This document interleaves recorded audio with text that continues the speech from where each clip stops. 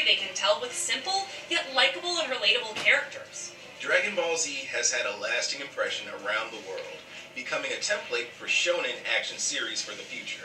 The show defined the late 90s and early 2000s for millions of kids, and Toonami owes a giant chunk of its popularity at the time to the epicness that is Dragon Ball Z. Dragon Ball Z! Oh, come on, it's nowhere near the impact the real adventures of Johnny Quest had! I just want to talk about something I know. Somewhere between the 60s, where everything was weirdly shadowed, and nowadays, where Tom and Jerry are invited on missions, Johnny Quest had a surprisingly decent show. Johnny Quest. Based on the campy spy cartoon from the 60s, Hanna-Barbera gave Johnny Quest a total upgrade, including better animation, more complex stories and characters, and high-tech-ish CGI. Yeah, what were you saying about the CGI on Reboot again? That was a long time ago, things changed. The CG is cleverly used just when they need to enter the virtual world. The rest of the show is hand-drawn, and while still kid-friendly, had a bit more of a mature edge to it. Bandit! Come on, Bandit, over here! Okay, I said a bit. It could be kind of silly, but it's Johnny Quest. It's kind of expected. With weird elements like the Quest virtual worlds, Hachi now having psychic powers, you know that old Indian cliche. And like I said, giving the dog still a prominent role, you could tell it didn't want to totally lose its corny roots. It only had 2 seasons and never rose that high in the ratings, but Toonami still gave its reruns a home. While it's nothing great, it's a totally serviceable cartoon. A series of adventures to entertain you for a bit, and probably be forgotten in the near future. So why are we talking about it again then? Because this intro is amazing! Okay, that was worth talking about. Yeah, I'm so glad I ripped that off. In summer of 1999, it was decided Moltar would be scrapped from hosting duties, and rather than pick an already existing character, they made one from scratch. Tom finally entered the picture looking like Bomberman if he was pregnant. He was voiced by Steve Bloom, and the following year was given a look that reflected the fact that he was voiced by Steve Bloom. Actually, he was first voiced by Sunny Strait. I guess he just wasn't krillin' it enough. Toonami also extended its runtime by an additional hour, showing its popularity was growing. They also added reruns of classic shows like Batman and Superman. But they don't quench my fantasy to be chased by 5 alien women who all have the hots for me. No one's gonna stare at me? We're used to it at this point. Get your digital bikinis ready, because Wait, this mirrors the same footage of Tom being played over and over. He has a condition. It's called limited Toonami budget. Yeah, he's very sensitive about it. We try not to bring it on. Oh, sorry. I'll pretend I didn't hear that. And you, get your digital bikinis ready, because we're making a PG show out of something that was clearly meant to be an R.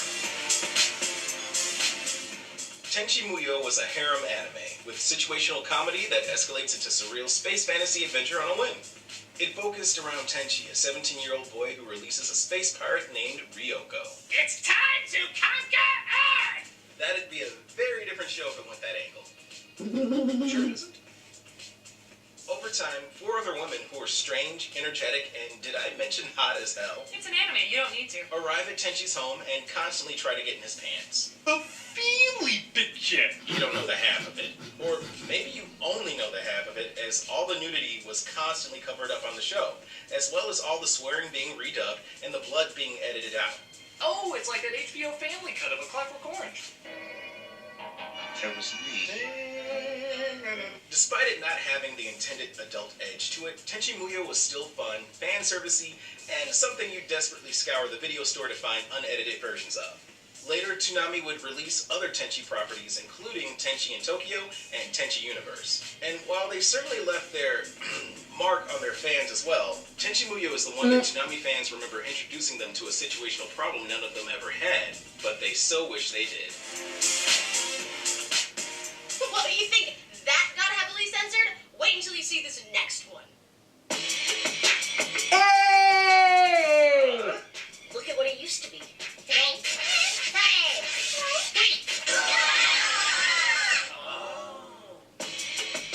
Southwest Girl! They kick ass. The Power Rangers trying to save the day with their wide eyes of justice. To this day, my favorite lady group. Though it already had a huge following on Cartoon Network segment called Cartoon Cartoons. They were badass enough to air on Toonami as well. Honestly, it almost makes too much sense. Though not an anime, you can tell it was heavily inspired / heavily satirizing that style. And seeing how Toonami was neck deep in anime, it only figured to have a show that was both an homage and a parody of it as well. Created by Professor Utonium. What's he a professor of? X-ology. He accidentally creates the 3 Supergirls, as you do, one night in the lab. Blossom is the leader, Bubbles is the soft, kind one, and Buttercup is our tough ball of angst. To their credit, they stick to these personality tropes way better and more consistently than some girl gangs. Mamma Mia, anyone? No thanks. The show is full of fun dialogue, a great art style, and characters that were new and creative. The villains especially stand out. Creepy Him looks different than any other animated character I've ever seen. The Amoeba Boys, Sedusa, Mojo Jojo, classic. Not to mention the mayor of Townsville calling on these kindergartners every day to help save the city. Those 5-year-olds have some major political clout. Yo, what's with not letting little kids fight our battles anymore? What? What? The violence on the show is also something not seen in children's shows anymore, being both surprisingly harsh and extreme. Again, a perfect fit for Toonami. Even though it probably didn't need Toonami's help to get famous, it did cement them as not only funny, but badass as hell, proving epic fights aren't just for the big kids. Yes, queen. Well, only one thing could be more extreme than crime-fighting kindergartners. I think there's a lot of things that can be more extreme. A show from the guy who made Dexter's Lab. That sentence is full of disappointments. Samurai Jack. Maybe not that many. Sharpen your swords and tie up your man buns. Samurai Jack is in the house. I had the hots to Samurai Jack.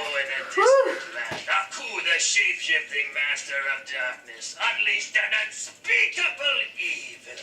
But a foolish samurai warrior wielding a magic sword stepped forth to oppose him. Before the final blow was struck, he tore open a portal in time and flung the samurai into the future, where Aku's evil is law. Now the samurai seeks to return to the past and undo the future that is Aku. Did you just repeat the show's intro? I'm sorry, do you have a better way of explaining the premise? Oof. That's what I thought. Dang. Now he's got to get back to the past. Samurai Jack, come on! Samurai Jack is nothing short of amazing. Creator Denny Tartakovsky went from comedy to intense action comedy while hardly having to change his look at all. The show was packed to the brim with style and substance. Jack was a near-perfect protagonist, and his never-ending crusade to return to the past to save the future was as compelling a journey as I've seen in almost any other animated show. Is he supposed to look like Professor Utonium as a Ninja Scroll character? No, he's supposed to look like a black guy voices. I have so many questions. The late great Mego voiced the sinister Aku and could be as funny as he was threatening. Okay. I'd like to place an order for delivery. 30 minutes, oh, it's free. Excellent! The mix of tones from loud hilarity to quiet character studies resulted in a truly unique piece of cartoon history. It originally aired from 2001 to 2004, but didn't regularly start appearing on Toonami until 2008. In 2017, the show was revived for a 5th and final season that was meant to finally wrap up Jack's story. This time, the new episodes debuted on the Toonami block and were noticeably more adult in some ways. I could talk about this show for hours, but if you want more in-depth thoughts, I did a top 5 video on the best episodes right here on Channel Awesome, and also reviewed every episode of the final season on my personal channel. If you've never seen Samurai Jack, you're missing out on one of, if not, the best original series Cartoon Network ever produced. Well, that's cool and all, but I thought a big part of Toonami was anime, not like anime. Where's all the Japanese fighting and giant robots? Oh, you mean like... No, nothing like that. Oh. Dang. Well, too bad. It's the series that launched 1,000 series, which in anime is still pretty light. Time to bring in the Gundam Wing. If you've ever wanted to watch angsty, beautiful teen boys fighting giant robots, You mean there's people who don't? then boy, have I got a show for you.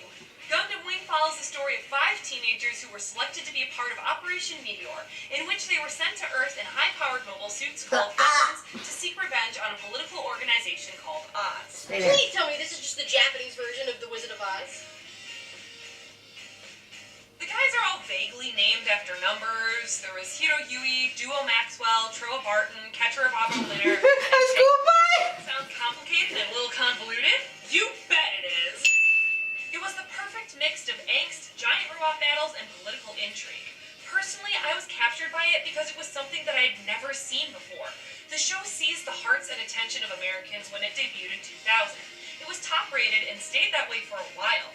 Part of the appeal was the boys.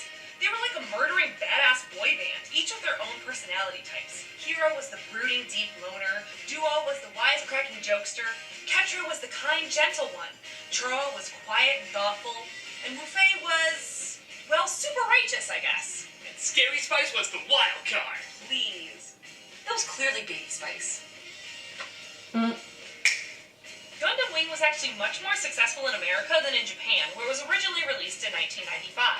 It introduced American audiences to the extremely popular Gundam franchise. Toonami tried to capitalize on the interest by showing other shows in the series, including the original Mobile Suit Gundam, but nothing quite stuck as much as Wing did. Although it did create a generation of people like me who have spent literally hundreds of dollars on plastic models of robots. How did you fit all those in your pocket? Modern animes in America owe a due of thanks to Gundam Wing. It was aired with none of the names of the characters or music changed from the original Japanese. It was also the first unedited anime ever run on Cartoon Network as a part of Toonami After Dark. I always remember staying up until midnight to watch these unedited episodes, where the characters said death and swore and had blood in a battle. Yeah, the early 2000s were a more innocent time. Oh, I don't know, it gave us this. Staying true to its source, altering little, and giving their all in every frame, Gundam told a compelling story with compelling characters, not surprisingly, keeping us compelled. I like my big robot enemies to constantly rip off Batman. You mean you actually saw? Bingo! It's showtime! Showtime! How about that? A Toonami anime that Critic has seen.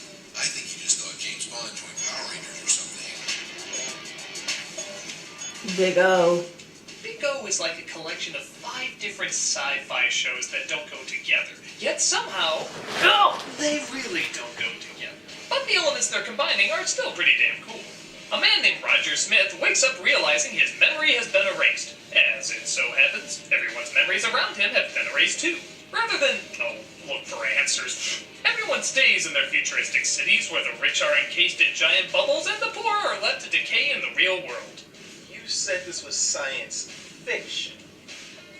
Androids are a big part of the city's environment, and one named R. Dorothy is created as a decoy for a real kidnapped girl. But since the girl is never found and the android has nowhere to go, she stays with Roger and his butler, trying to stop wrongdoings and, if there's time, figure out what happened to everybody's memories. Oh, and for no reason at all, giant robots! Why? Because giant robots!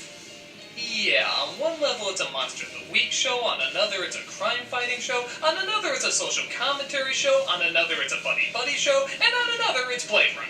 It's far too many elements to go together, but they're very cool elements to go together. And the style within both the characters and the designs reflect that.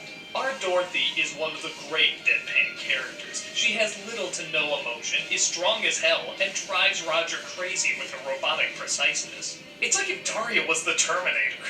You mean Dorothy's going to be living with us? It's not because I want to. Do I have to make you get out? You may try, but I'm doubtful that a mere human would have the strength. You know a show is working when the opposite version of the character is presented, and it's legitimately creepy. Just seeing her smile is like when Wednesday Addams smiles. It's kind of terrifying. The show sadly didn't do very well in Japan, meaning they had to stop at 13 episodes, even though they wanted to do 13 more. Well, Toonami enjoyed it so much they co-produced the rest of the episodes to finish it out. There were just too many people who wanted to know what was gonna happen next. Does it work as a whole? I suppose not. It is too many different elements coming together. But those elements are so memorable and awesome that I can't see myself ever forgetting them. It may have had a short run, but it's one of the most memorable short runs an anime could ever have.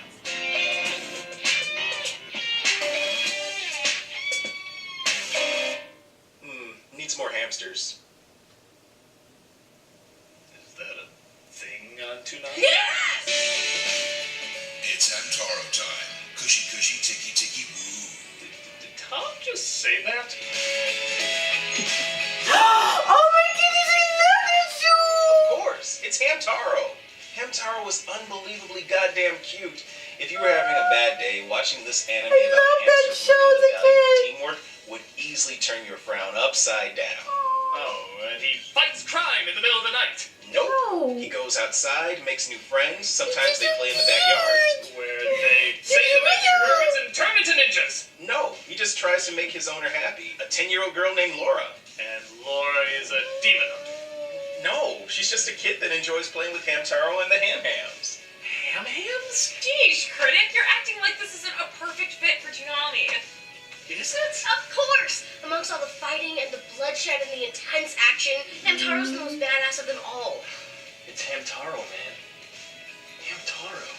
My sunflower seed is gone! Oh, you look! 2 hamster heads are better than 1! This was on Toonami. Yeesh, this is pointless. You know, some people just don't understand the epic weight of Hamtaro. Epic weight? Man, you either get Hamtaro or you don't get Hamtaro. Okay, I guess I don't get Hamtaro. I'm embarrassed for all of us. Yeah, let's just move on to something a little bit more laid back and subdued. Justice League. What? Before the DCU gave us whatever that movie was, there was a Justice League that knew how to give the people what they wanted. Oh yes! Justice League is such a quality show. The animation is excellent and consistent. Oof. The storylines are engaging and exciting, not dumbing things down for a younger audience, but bringing every age along for the ride. And the chemistry between the main core superhero group is my favorite in all of DC adaptations. Also, let's be honest, having Martian Manhunter and Hawkgirl part of the main group ruled. You mean it's a Harvey Birdman crossover? I said Hawkgirl, not Birdgirl. Oh. Justice League had mostly 2-part episodes, while Justice League Unlimited, the show that came directly after 2 seasons of Justice League, dropped that format and added even more characters. Though I guess it was okay if that meant getting the most awesome punch Superman has ever thrown. Oh yes. I want to marry that punch. Even in Justice League, though, the lesser-known character cameos could stack up to the dozens or even hundreds. They tackled some cool storylines like Superman dying, the Legion of Doom assembling, and the love story between Hawkgirl and Green Lantern. Also, the cast of Teen Titans came in and voiced the Royal Flush Game, hired by the Joker to fight the League, and it was awesome. That is the weirdest sentence I have ever heard you utter. You should hear me when I'm sober. With so many people wanting that perfect Justice League adaptation, I say we already got it. It had many adult moments, but never lost sight of that childlike wonderment. It was action-packed but smart, aggressive but sensitive, followed the comics but also stood as their own thing. I'd much rather take this Batman and Superman fighting than this Batman and Superman fighting any day.